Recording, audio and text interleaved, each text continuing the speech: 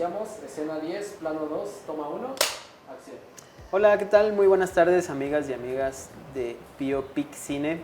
En esta ocasión estamos con nuestra amiga Brenda Morales. Brenda, muchas gracias por estar aquí en esta entrevista. Gracias por la invitación. Brenda, pues contigo nos toca cerrar esta temporada. Está bien emocionante. 10 cineastas que han pasado por acá, que nos han contado de un montón de cosas. Y en particular contigo vamos a hablar sobre lo que es ser guionista en este medio y este mundo tan feroz. ¿Cómo estás, Brenda? Cuéntanos un poquito de tu trayectoria como guionista. ¿Cómo llegas a escribir guión? Resulta que cuando era muy joven, antes de entrar a la universidad, tomé un curso de cine con un gran cineasta que es Diego Arismendi. Y cuando nos tocó la clase de guión, después de tomar foto, que me di cuenta que era malísima, en guión me sentí en mi lugar, en mi piel, empecé a escribir y a escribir y a escribir una historia interminable, en cuaderno incluso, porque todavía no conocía yo de los programas de guión, y me emocionó muchísimo el hecho de sentirme a gusto escribiendo guión. Luego me metí a estudiar letras pensando que ahí iba a desarrollarme mejor como escritora, cosa que fue absolutamente falsa, ¿no? Al contrario. Y en algún momento decidí retomar y entré al CCC a estudiar el curso de guión, que dura 2 años. Y bueno, me volví a convencer de que era lo que me gustaba. Salí del curso, entré a concursos, mandé currículum a un montón de lugares para empezar a hacer el oficio.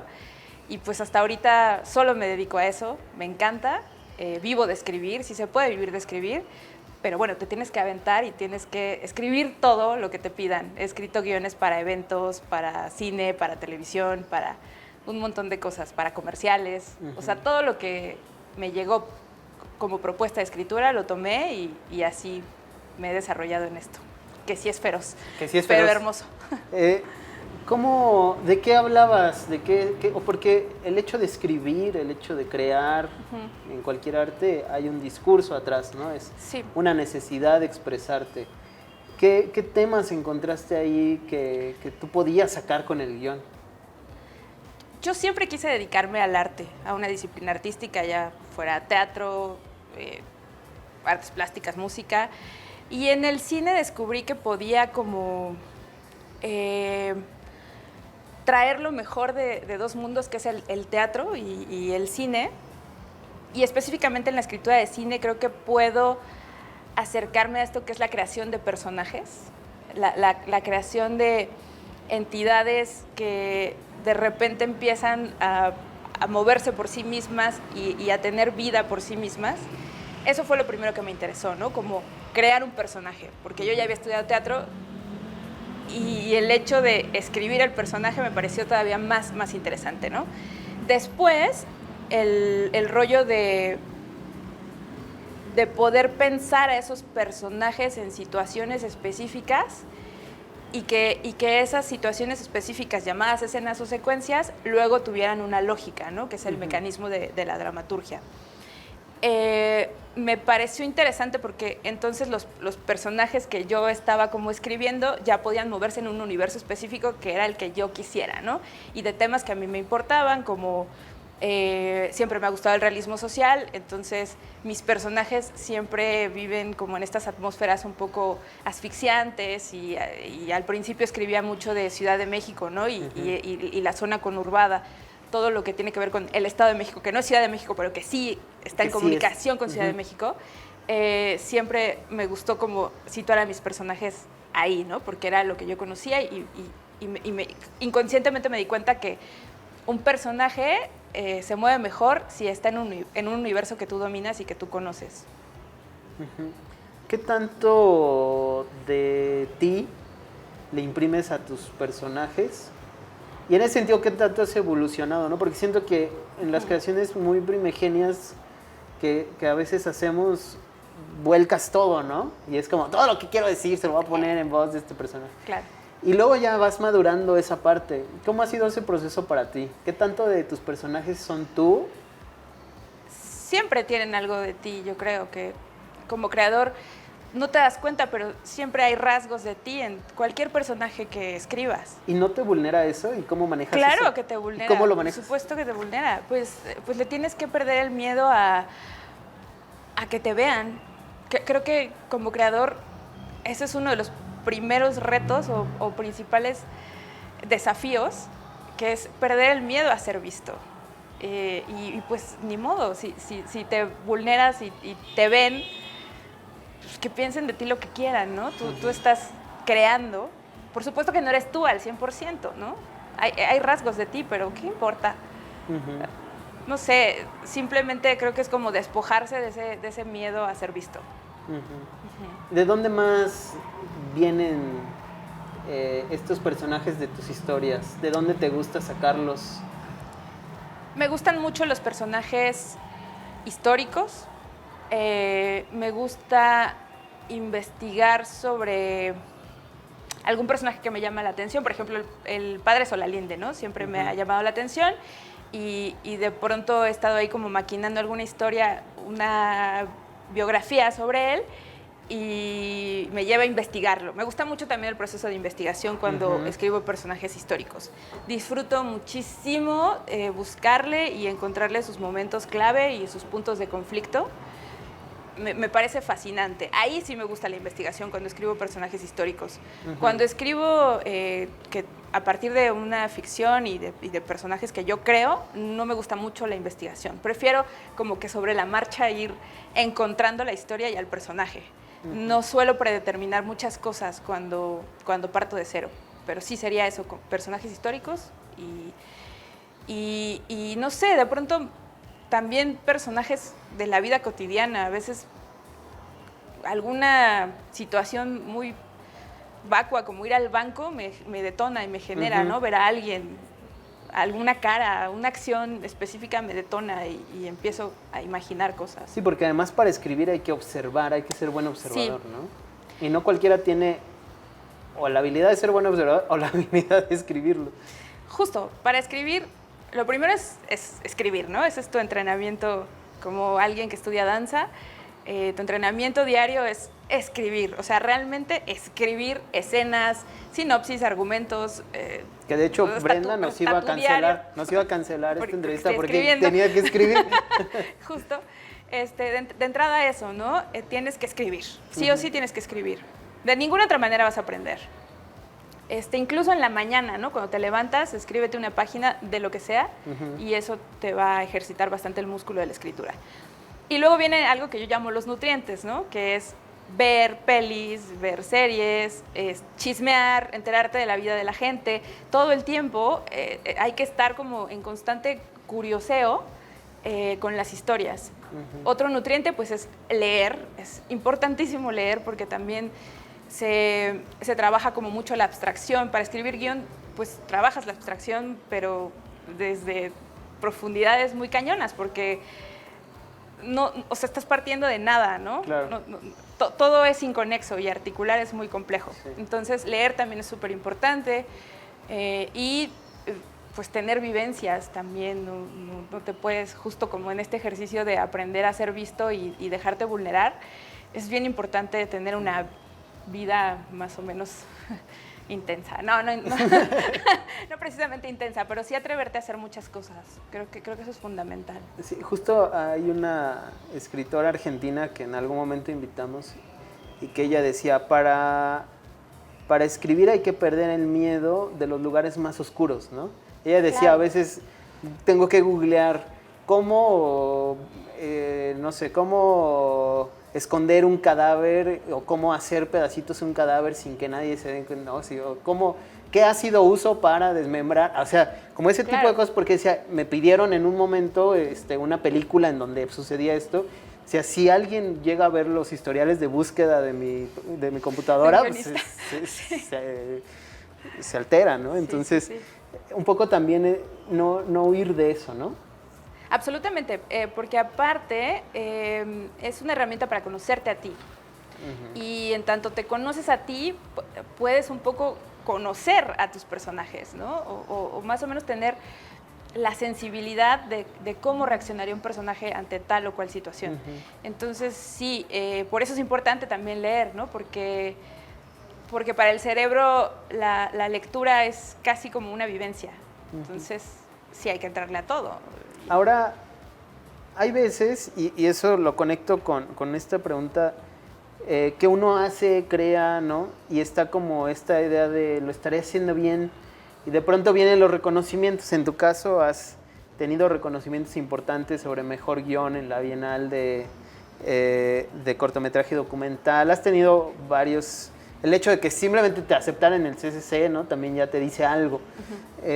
¿Cómo has manejado tú esa parte del reconocimiento que muchas veces o lo tenemos muy como muy negado, ¿no? Sí. O nos vamos al otro lado, ¿no? Sí, sí, sí. No sé cómo te va con esa parte. Por supuesto que es un estímulo increíble recibir una mención, un reconocimiento, o quedarte en una beca o entrar a una escuela importante. Es un estímulo que bueno, te confirma que sí hay algo en ti, que eres bueno para esto. Pero creo que yo prefiero sentir que estoy aprendiendo aún, ¿no? O sea, que todavía sigo en la carrera por aprender y por mejorar, y que el reconocimiento nada más dice que ahí voy. O sea, que ahí voy y que elegí bien a lo que me quiero dedicar, pero no es el tope. Todavía hay mucho por aprender. Creo que es importante, y creo que te mantiene en la tierra saber y estar consciente que todo el tiempo estás aprendiendo, que difícilmente vas a dominarlo todo y que va a ser perfecto y que te va a salir bien a la primera. Eso nunca va a pasar. O sea, si eres un genio, igual, ¿no? Pero probablemente no eres un genio, ¿no? Es muy difícil. Lo más probable es que no seamos genios. Entonces, son estímulos, pero no son la meta ni son como el decir ya la hice, ¿no? Algo que pasa mucho con los guionistas, sobre todo en el cine, es que es muy difícil que el guionista dirija su película. No así cuando es un director o directora que escribe su película, que es muy diferente, ¿no? En tu caso, tú más bien eres guionista que dirigen tus películas, y hay veces que el director o la directora te cambian las ideas, te quitan una cosa, te ponen otra. O sea, al final tu película desde el guión está siendo modificada completamente, y eso cuesta soltarlo. ¿Cómo lo has vivido? Creo que hay que ser muy conscientes que el guión o la peli se reescribe en cada fase. Por supuesto que tú como guionista lo haces con todo el amor y con toda la pasión y el trabajo que implica escribir un guión, pero hay una parte muy interesante que es la reescritura y la interpretación del director. Y luego la interpretación del que va a montar, del que va a editar. Creo que no hay que aferrarse, hay que aprender a soltar ese guión y confiar en el trabajo del otro, porque aparte el cine se hace en equipo, ¿no? Y si no confías en tu equipo, si no confías en el director, si no confías en todos los que están involucrados, pues sí, te vas a frustrar. Entonces más bien hay que tratar de escribirlo también con mucho rigor desde el papel, y luego abrirte a la reescritura, que es otro proceso interesante. Que con la reescritura, no sé por qué se me atravesó la idea de las nuevas narrativas, ¿no? Que también, no sé, hay estructuras dramáticas clásicas, ¿no? En donde tenemos un inicio, un desarrollo, un clímax, una resolución y un fin, ¿no? Ahora, con el nuevo cine que se está dando, es un cine, sí, de muchos recursos, pero aún así independiente, con A24, con estas películas y directores y directoras que están cambiando la forma de contar las historias. También hay una forma diferente de escribir y reestructurar las historias. ¿Tú cómo has visto esta evolución del guión en el cine? Fascinante. Creo que justo conforme vas fortaleciendo este músculo creativo, puedes empezar a desestructurarte, ¿no? Y a inventar otras formas de acomodar los acontecimientos. Y bueno, como dije hace rato, hay que atreverse. te tienes que aventar a modificar estructuralmente. Pero eso también cuesta mucho trabajo. Me molesta cuando piensan que es sencillo o cuando la historia no está pidiendo esa desestructura, porque la historia te pide la estructura, yo sí creo eso, ¿no? La historia te dice, quiero que me cuentes de forma lineal, con principios aristotélicos, porque a mí como historia eso me está funcionando, ¿no? Y hay otras historias como, no sé, pienso en Memento, que justamente por su tema te piden otra estructura. Entonces creo que hay que escuchar a la historia y con base en eso definir la estructura. Y va a ser difícil siempre. No es desestructurar por desestructurar, porque te puede salir bastante mal y nadie te va a entender y se van a aburrir y se van a salir de la sala, ¿no? Eso puede ser bastante frustrante. Hay que pensarlo bien, es un trabajo de ingeniería. Fuiste guionista de un proyecto muy reciente que se dio acá en Querétaro, Sara Amor y Revolución, dirigido por Dara Guzmán, en donde fuiste la guionista de esta película. Es la historia de Sara Pérez Romero, una mujer revolucionaria, ¿no?, clave en la conformación democrática de México. Cuando tú trabajas este tipo de personajes, ya nos decías, te gusta investigar. ¿Cómo decides cuál es el tratamiento que le vas a dar al personaje? ¿Desde dónde vas a verlo como guionista para que la gente lo vea en la pantalla? Justo desde sus puntos más vulnerables, desde los momentos específicos de su vida que fueron críticos, conflictivos, y luego inconscientemente desde mi parte de mí que empatiza con el personaje, que no sabría definirla muy bien. En el caso de Sara, creo que yo empaticé mucho en este amor a la pareja, ¿no? Me sentí como muy identificada en esa sensación que me daban ellos, Madero y Sara, de somos team y juntos podemos cambiar este país. Creo que ahí fue donde yo me conecté con ellos, ¿no? Y me conecté con Sara de claro, yo soy ese tipo de persona y me encanta y entonces la adopté y me volví yo su pareja, ¿no? Somos team Sara y juntas vamos a terminar esta historia y terminar este guión. Sí, se va decidiendo sobre la marcha.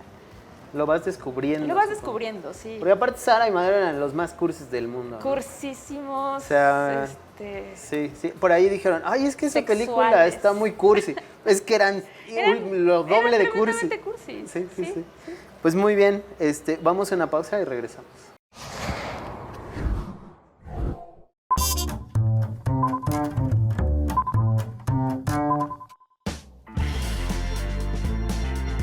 Can. Ninguna de las dos. Brad Pitt. Kate Winslet. Video. Cerveza clara, menos calorías. Ackerman. Cine tradicional. Las dos. Las dos. Drama. Libros y pelis. Sin azúcar, por favor. Rolling. VHS. Amaneceres. Ficción. Pepperoni. Análogo. Batman. Suspenso. Palomitas. Seven. DreamWorks. Verano. Cuarón. Amores perros.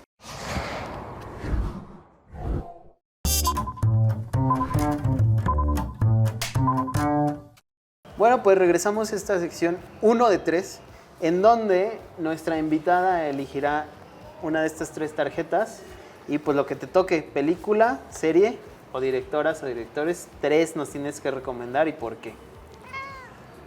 A ver. Series. Están de moda las series. Sí. A ver, venga. La primera, Twin Peaks. Twin Peaks de David De Lynch. David Lynch. ¿Por qué Twin Peaks? Cuéntame. Ay, porque creo que tiene una combinación, bueno, el cine de David Lynch y especialmente esta serie tienen una combinación de elementos surrealistas y cuenta una historia bastante lineal y clásica, Sí. pero aderezada con estos elementos que te vuelan la cabeza y que hacen que no te quites. Pues como las series de ahora de Netflix que ves un capítulo tras otro, creo que Netflix Twin Peaks, que es una serie de los años 90, pues ya se sabía esas reglas Sí. de cómo mantener a alguien varios capítulos viendo una serie. Entonces, me parece que es un buen ejemplo de cómo hacer personajes interesantes con un ritmo bastante ágil, ¿no? Ujú. Y con elementos aparte locos. Sí, Es sí, un buen sí. mix, Twin Peaks. Sí, surrealista, de enrarecida. suspenso, ¿no? Sí. Esta combinación de lo policial, del cine noir, no sé, muy loco. Sí. Buena. Segunda, Euforia. Euforia. Me encanta. Ok, sí. Justo por la confección de los personajes. Todos son diferentes, pero todos tienen la misma edad y comparten el mismo universo. Sin embargo, cada uno tiene una vida y un backstory re interesante. Me parece muy acertado cómo configuraron a los personajes dentro de ese universo y la protagonista es de mis personajes más entrañables. Es como el lugar común de... son personajes súper complejos, ¿no? Sí, O sea, pero en tridimensional. realidad son muy complejos, ¿no? Son o sea, muy son de estos complejos. personajes que tienen muchas capas. Sí, tridimensionales les llaman. Muy bien. Tercera. Tercera, híjole, ¿cuál era? Ya la había pensado. Mad Men. Mad Men. Mad Oh, Men. es que qué buena serie se está recomendando. Buenísima serie.